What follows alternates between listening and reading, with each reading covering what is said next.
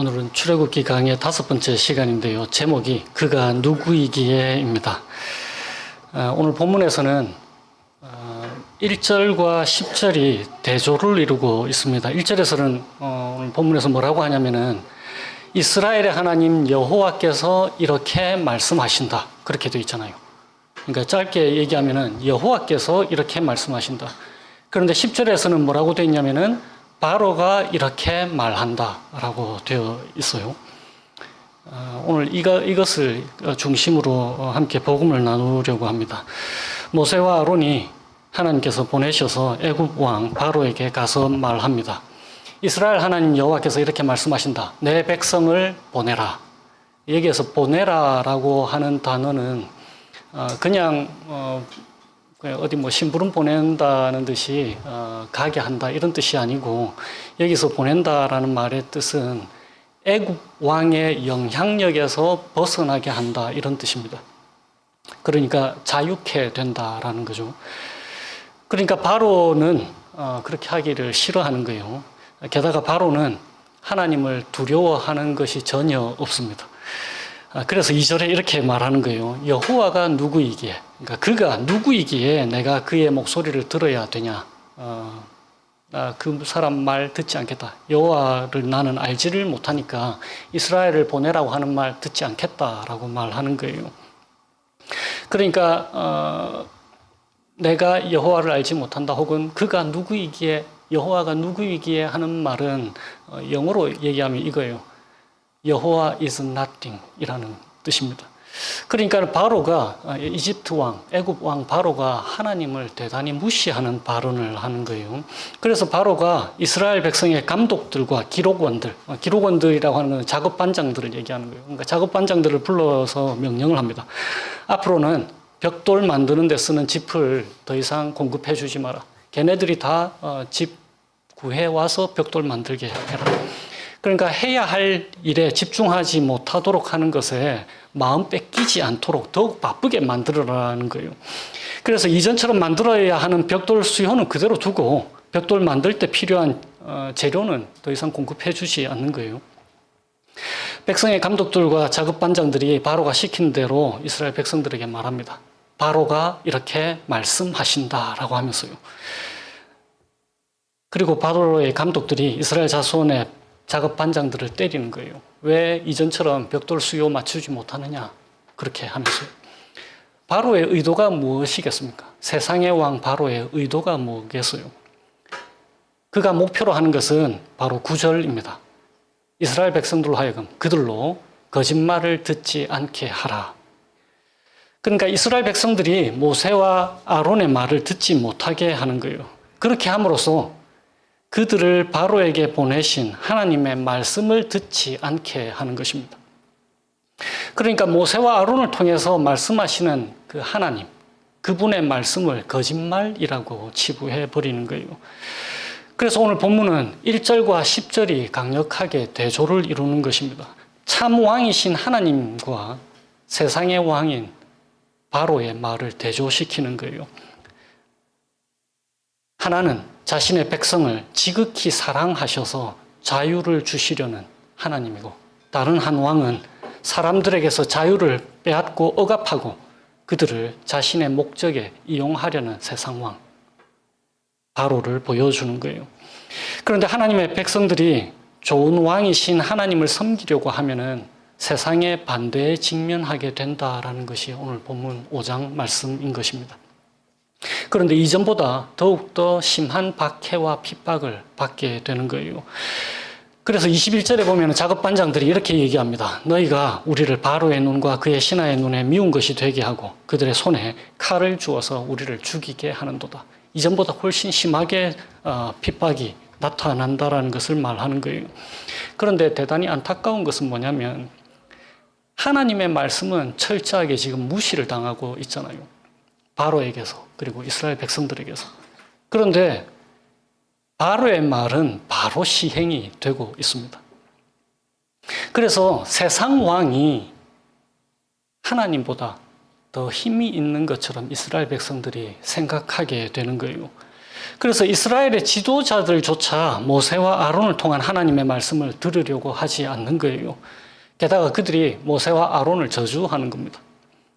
오늘 그 말씀에 보면은 여호와는 너희를 살피시고 판단하시기를 원하노라.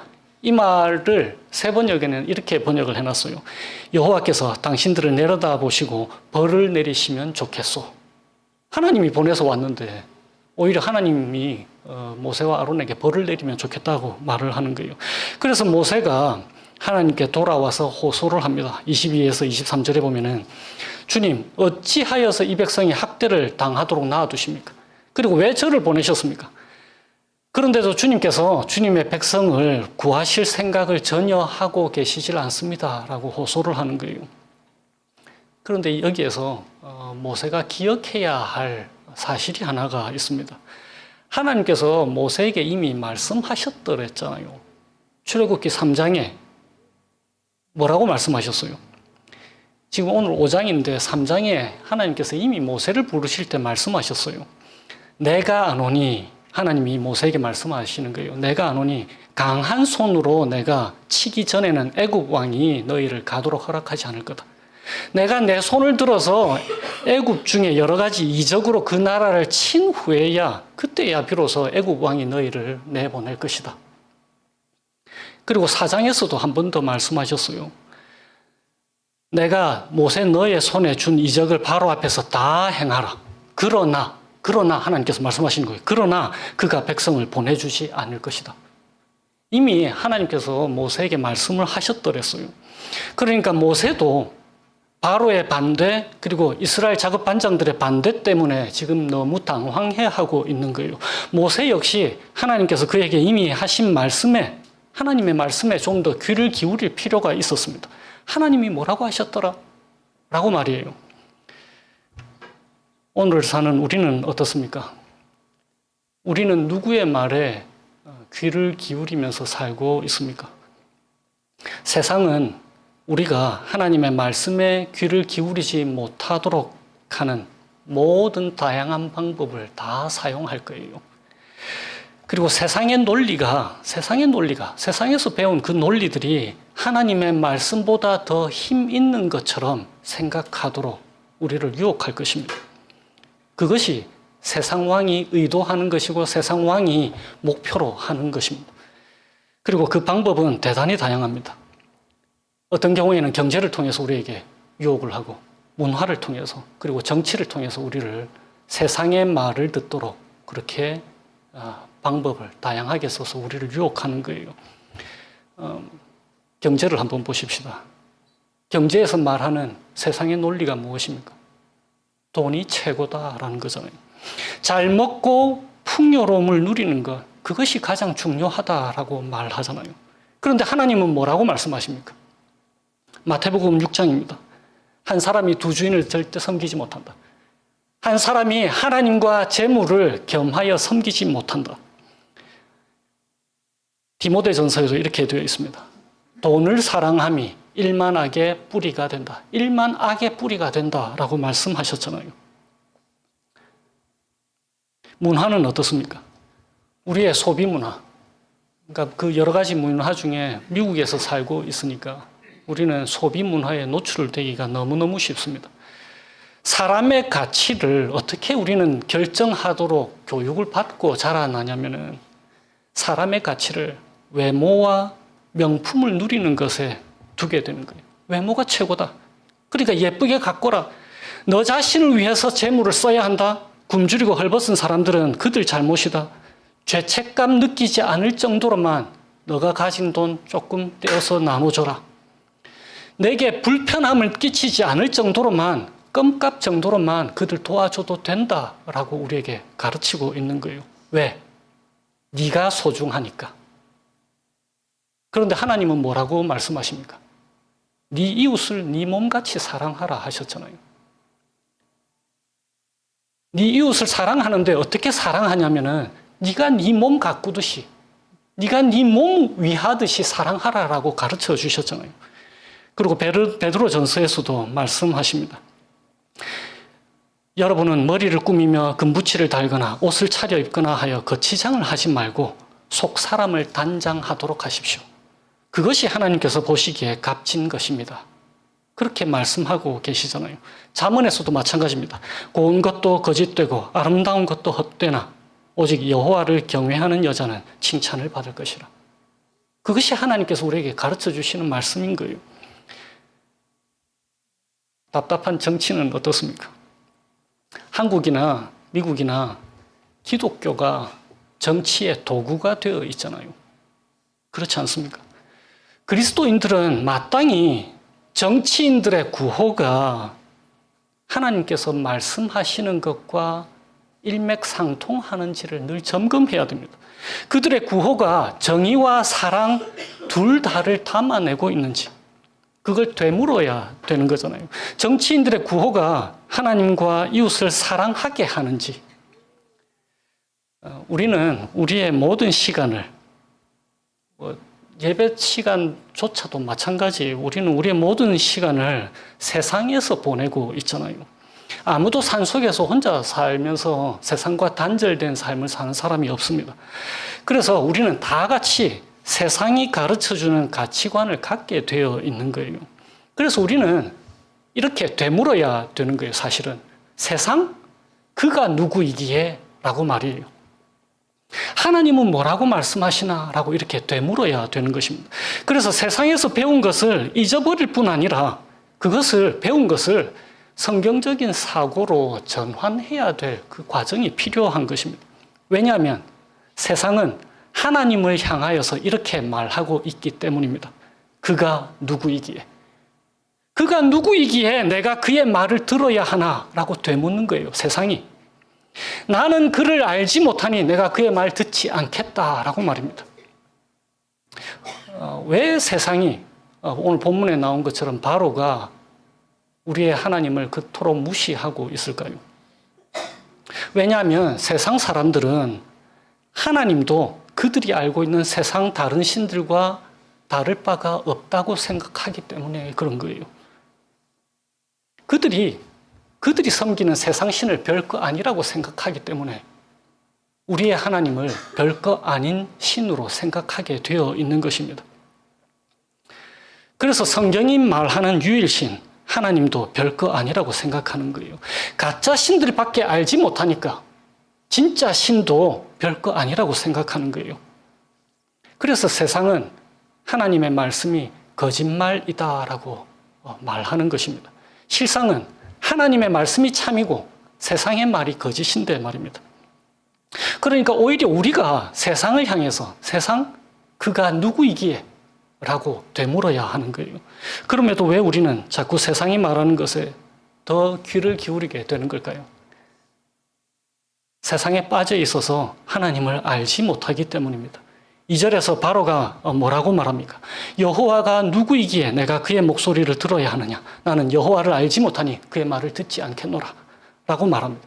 그래서 앞으로 펼쳐질 출애굽기에서 우리는 하나님께서 10가지 재앙을 통해서 바로와 애굽에게 하나님이 여호와이신 것을 알게 해주겠다라고 말씀하시는 그 하나님을 우리가 앞으로 보게 될 것입니다. 7장 5절에 이렇게 되어 있습니다. 내가 내 손을 애굽 위에 펴서 이스라엘 자손을 그 땅에서 인도하여 낼 때에야 애굽 사람이 나를 여호와인 줄 알리라. 그리고 같은 7장 17절에 여호와가 이같이 이르노니 네가, 여기서 너는 바로를 얘기합니다. 네가 이로 말미암아 나를 여호와인 줄 알리라. 그리고 6장에서도 마찬가지입니다. 6장은 이스라엘 백성들을 향하여서 모세에게 말씀하시는 거예요. 너희를 내 백성으로 삼고 나는 너희의 하나님이 되리니 나는 애굽 사람의 무거운 짐 밑에서 너희를 빼낸 너희의 하나님 여호와인 줄 알리라. 그렇게 하나님께서 말씀하시는 거예요.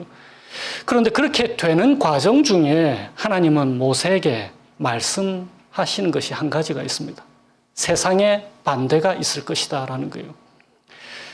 좀 전에 제가 말씀드린 출애굽기 3장, 우리가 2주 전에 했던 거, 출애굽기 3장에 하나님께서 모세에게 이렇게 말씀하세요.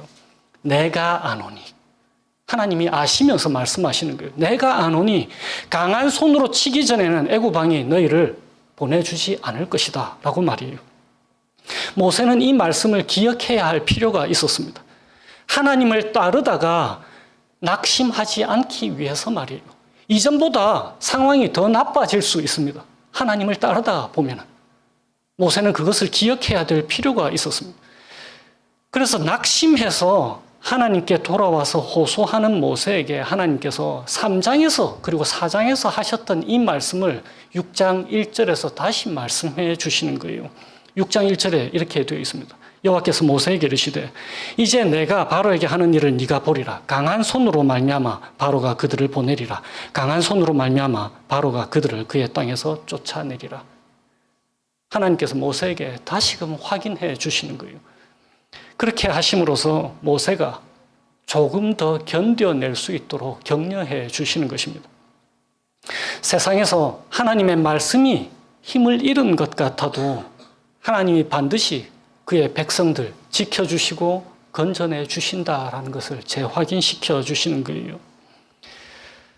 세상의 말과 하나님의 말이 충돌할 때에 우리에게는 사실 하나님의 말씀을 선택할 힘이 없습니다. 그런데 바로 여기에 복음이 있는 거예요. 우리 주님, 예수 그리스도께서 우리를 위해서 세상의 말 대신에 하나님의 말씀을 택하셨습니다. 마태복음에 보면은 예수님께서 이제 예루살렘에 올라가서 죽임을 당하고 3일 만에 부활할 것이다 라는 것을 말씀하세요. 그런데 그때에 베드로가 예수님께 이렇게 말씀하시잖아요. 그 일이 주님께 절대로 미치지 않을 거예요. 그때 예수님께서 베드로에게 뭐라고 말씀하십니까? 사탄아, 내 뒤로 물러가라. 너는 나를 넘어지게 하는 자로다 라고 말씀하시면서 세상의 달콤한 유혹 대신에 하나님의 뜻을 따르기로 작정하신 것을 보여줍니다. 그리고는 마태복음 26장에 이렇게 하나님 앞에서 기도하시잖아요. 내 아버지여, 만일 할만하시거든 이 잔을 내게서 지나가게 해주세요. 그러나 나의 원대로 마시옵고 아버지의 원대로 하옵소서. 그렇게 기도하심으로써 하나님의 뜻을 우리 대신에 따르시는 거예요. 그렇게 하심으로써 예수님께서는 우리들에게, 그를 따르는 우리들에게 자신의 영을 주셔서, 그 순종의 영을 주셔서 세상의 말을 따르는 그 영이 아니라 하나님의 말씀을 따르는 그 영을 우리에게도 주셔서 우리 역시 예수 그리스도의 영으로 세상의 달콤한 속삭임 대신에 하나님의 말씀을 따를 수 있도록 힘을 주시는 것입니다. 왜요? 우리의 왕이신 주님은 세상 왕으로부터 우리를 자유케 하시는 분이시니까. 1절에 내 백성을 보내라 해서 보내다라는 단어의 뜻은 아까도 말씀드렸듯이 애굽 왕의 영향력에서 자유케 된다라는 뜻입니다. 하나님은 그렇게 우리를 자유케 하시는 분이세요. 왕이신 그분이 우리 대신에 죄가 되심으로 우리를 애굽의 죄의 노예 상태에서 우리를 자유케 하셨습니다. 이 복음을 우리에게 주시는 거예요. 또 한 가지 오늘 본문에서 우리에게 들려주시는 복음이 있습니다. 오늘 본문에서는 3번의 호소와 3번의 응답을 우리에게 들려줍니다. 맨 먼저 모세가 바로에게 가서 호소하잖아요. 그때에 바로가 단칼에 거절합니다. 그래서 이스라엘 백성들의 삶이 더 고달파졌어요. 그래서 이번에는 이스라엘의 작업 반장들이 바로에게 가서 호소합니다. 그들 역시 바로가 단칼에 거절합니다. 그리고는 마지막으로 모세가 하나님 앞에 나와서 호소해요. 그때 하나님께서 앞선 2번의 세상왕 바로가 사람들의 호소를 거절한 것과 달리 하나님은 모세의 호소를 잘 들어주십니다. 그런데 여기서 기억하셔야 될 게 있어요. 모세의 호소가 어떤 호소입니까? 믿음 없는 호소였잖아요. 이미 이전에 약속하셨잖아요. 하나님이 말씀하신 거 3장에서도 말씀하셨고 4장에서도 말씀하셨잖아요. 강한 손으로 치기 전에는 애굽 왕이 너희들을 보내지 않는다. 모세의 호소는 믿음이 없는 호소입니다. 아직은 아니라고. 강한 손으로 치기 전에는 바로가 이스라엘 백성들 보내지 않을 것이라고 몇 번이나 말씀하셨는데, 그런데 그럼에도 이전에 약속하셨던 말씀으로 다시금 모세를 위로하시고 확신을 주시는 거예요. 하나님께서 우리에게 이렇게 하십니다. 우리의 믿음이 연약해서 흔들릴 때조차도 하나님께서는 그런 우리의 호소조차 들으시는 분이십니다. 왜냐하면 우리의 참된 왕이시니까. 우리의 섬김을 받으시려는 분이 아니라 오히려 우리를 섬기시려는 왕이시니까 그런 거예요. 어떻게 이 일이 가능해졌습니까? 내 아버지여, 만일 할 만하시거든 이 잔을 내게서 지나가게 해주세요 라고 호소하는 참 아들이신 예수님의 호소를 하나님께서 거절하셨어요. 우리의 호소가 거절당해야 마땅한데 하나님은 우리에게는 그렇게 하지 않으시고 우리 대신 예수님의 호소를 거절하셨습니다.